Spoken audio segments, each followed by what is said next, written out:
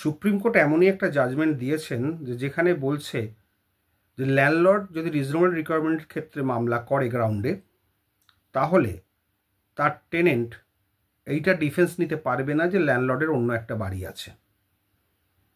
যেটা এতদিন আমরা বলে আসছিলাম যে ল্যান্ডলর্ডের যদি অন্য কোনো বাড়ি থাকে এবং সেটা যদি ল্যান্ডলর্ডের পাওয়া মানে খালি থাকে বা ল্যান্ডলর্ড সেখানে বাস করে, সেখানে অনেক রুম থাকে, তাহলে ল্যান্ডলর্ড টেন্টের এগেনস্টে এভিকশান পাবে না, কারণ সেটা রিজনেবল রিকোয়ারমেন্ট নয়। কিন্তু সুপ্রিম কোর্ট বলছেন রিসেন্ট জাজমেন্টে না, তা নয়।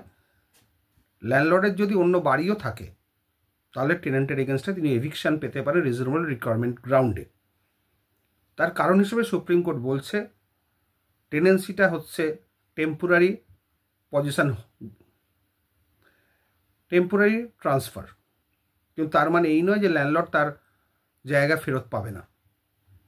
ল্যান্ডলর্ড তার নিজের দরকারে অবশ্যই ফেরত পাবে, এবং এইটা টেনেন্ট কোনো ডিফেন্স নিতে পারবে না যে ল্যান্ডলর্ড তার অন্য বাড়ি আছে, খালি আছে বা যাই হোক, এই ডিফেন্সটা টেনেন্ট নিতে পারবে না। এর ফলে কি হলো, ল্যান্ডলর্ডদের দিক থেকে অনেকটা মজবুত হলো কেস। আগেও সুপ্রিম কোর্ট বারবার বলেছেন রিজনেবল রিকোয়ারমেন্টের ক্ষেত্রে ল্যান্ডলর্ডের দাবিটাকেই প্রায়োরিটি দিতে হবে, কারণ বাড়িটা তার, সে পূর্বপুরুষের থেকেই পাক বা নিজে কিনেই হোক, বাড়িটা তার, তিনি ওনার। এখানে টেনেন্টের বেশি কিছু বলার থাকতে পারে না, এটা কিন্তু সুপ্রিম কোর্ট বারবার বলছেন। আগে বিভিন্ন জাজমেন্ট ছিল যেখানে বলছে সুপ্রিম কোর্ট বা হাইকোর্টও যে ল্যান্ডলর্ডের রিকোয়ারমেন্টটা রিজনেবল হতে হবে, মানে সত্যিকারের অ্যাকুরেট হতে হবে, প্রপার হতে হবে, রিজনেবল হতে হবে, ডিজায়ারেবল নয়। প্রচুর এই ল্যাঙ্গুয়েজ ছিল যে রিজনেবল হতে হবে কিন্তু ডিজায়ারেবল নয়।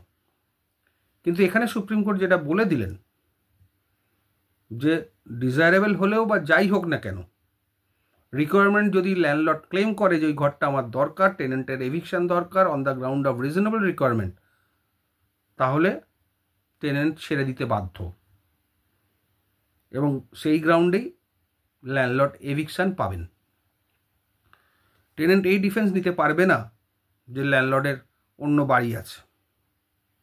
টেনেন্টের সেটা এখতিয়ার নেই অ্যাজ পার সুপ্রিম কোর্ট।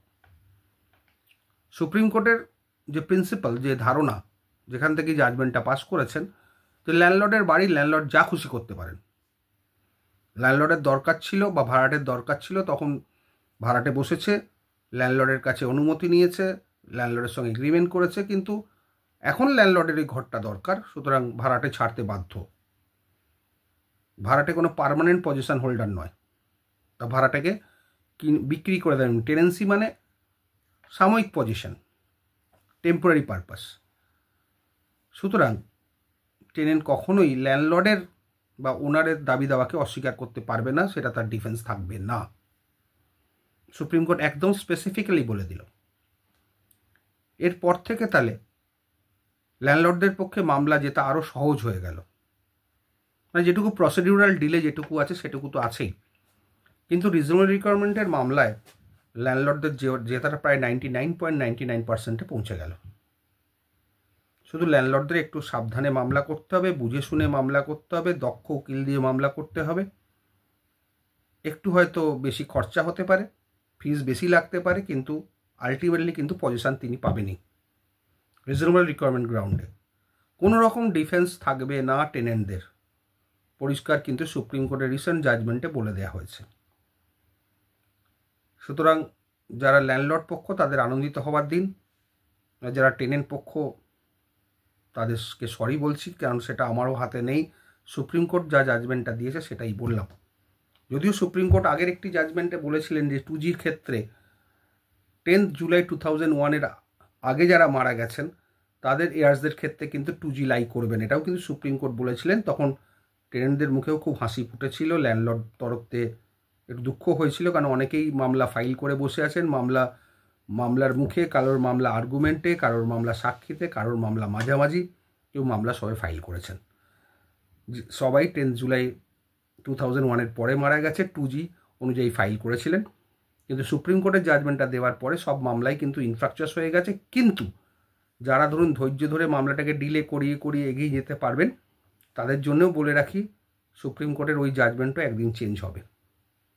কারণ যে একটা নেই, 1956-এর একটাই যখন নেই, তখন সুপ্রিম কোর্টের জাজমেন্ট যদি কেউ লার্জার বেঞ্চে অ্যাপিল করে, লার্জার বেঞ্চে, তাহলে কিন্তু সুপ্রিম কোর্টের ওই জাজমেন্টটাও কিন্তু রিকল হয়ে যাবে, যেটা 2G সংক্রান্ত রিসেন্ট দেওয়া হয়েছে যে 10 জুলাই 2001-এর আগে যদি মারা যায় তার এয়ার্সদের ক্ষেত্রে 2G লাই করবে না। সুতরাং আমার কাছেও এরকম ক্লায়েন্ট অনেকে আছেন যে মামলাগুলো আগে আমি ফাইল করেছি, 10 জুলাই 2001-এর আগে মারা গেছেন, সেই মামলাগুলো আমার কাছে আছে। আমার খুব খারাপও লাগছে, অনেক ল্যান্ডলর্ড আশা করে করেছিলেন, কারণ তখন জাজমেন্টটা অন্যরকম ছিল। আমি তাদেরকে বলেছি বা বলছি, যারা আমার এই ভিডিওটি দেখছেন, যে ধীরে চলুন, একটু ধীরে চলুন, একটু আস্তে চলুন, জিত আপনার হবেই, একটু ধৈর্য ধরে চলুন, কারণ ওই জাজমেন্টটি থাকবে না। লার্জার বেঞ্চে যদি কেউ অ্যাপিল করেন, যদি কেউ করেন, তাহলে কিন্তু এই জাজমেন্টটা টিকবে না, এটুকু আপনাকে বলতে পারি। কারণ সুপ্রিম কোর্টের যে মোটিভ, সেই মোটিভটা কিন্তু অন্যরকম। সুপ্রিম কোর্টের মোটিভ পরিষ্কার, যার বাড়ি তাকে দিতে হবে। তার একটাই কারণ, বর্তমানে যে হারে ট্যাক্স বাড়িয়েছে কর্পোরেশন, টেনেন্ট কত স্কোয়ার ফিট জায়গা আছে না আছে দেখছে না, প্রচুর টাকা ট্যাক্স চাপাচ্ছে, কত ভাড়া পাচ্ছে না পাচ্ছে ল্যান্ডলর্ড তাদেরকে কেএমসি দেখছে না। ল্যান্ডলর্ড টেনেন্ট কত স্কোয়ার ফিট জায়গা নিয়েছে, এমনকি কী বিজনেস করছে, তার উপরে ট্যাক্সটা দিতে হচ্ছে ল্যান্ডলর্ডকে। সুতরাং এই জন্যই সুপ্রিম কোর্ট বা হাইকোর্ট সাধারণত ল্যান্ডলর্ডদের পক্ষে জাজমেন্ট দিচ্ছেন। ভালো থাকবেন।